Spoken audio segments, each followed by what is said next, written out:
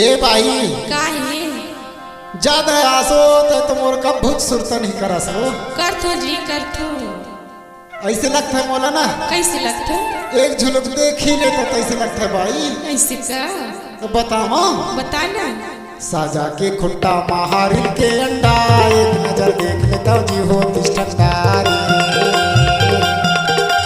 साजा के खुट्टा महारिल के अंडा एक नजर देख लेता जी हो ठंडारी। साजा के खुट्टा महारिल के अंडा एक नजर देख लेते जी हो ठंडारी। साजा के खुट्टा महारिल के अंडा एक नजर देख लेते जी हो ठंडारी। एक नजर देख लेता जी हो ठंडारी। एक झलक देख लेता जी हो ठंडारी। एक नजर देख लेते जी हो ठंडारी। एक नजर देख लेते जी हो ठंडारी। के खुट्टा महारिल के अंडा एक नजर देख लेता जी हो ठंडारी। साजा के खुट्टा महारिल के अंडा एक नजर देख लेते जी हो ठंडारी।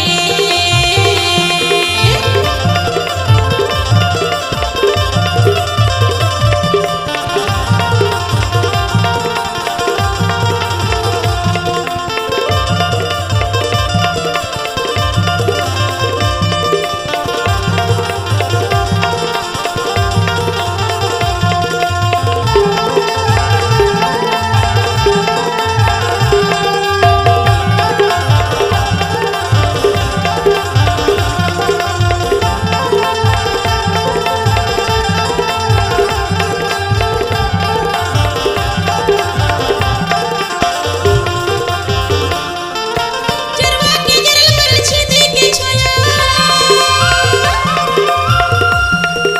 जरवा के जरल मरल छेदी के छाया। करबल छोड़ गया तरु पर माया। एक झलक देख लेते जी हो ठंडारी। साजा के खुट्टा महारिल के अंडा एक नजर देख लेता जी हो ठंडारी। साजा के खुट्टा में हारिल के अंडा एक नजर देख लेते जी हो ठंडारी।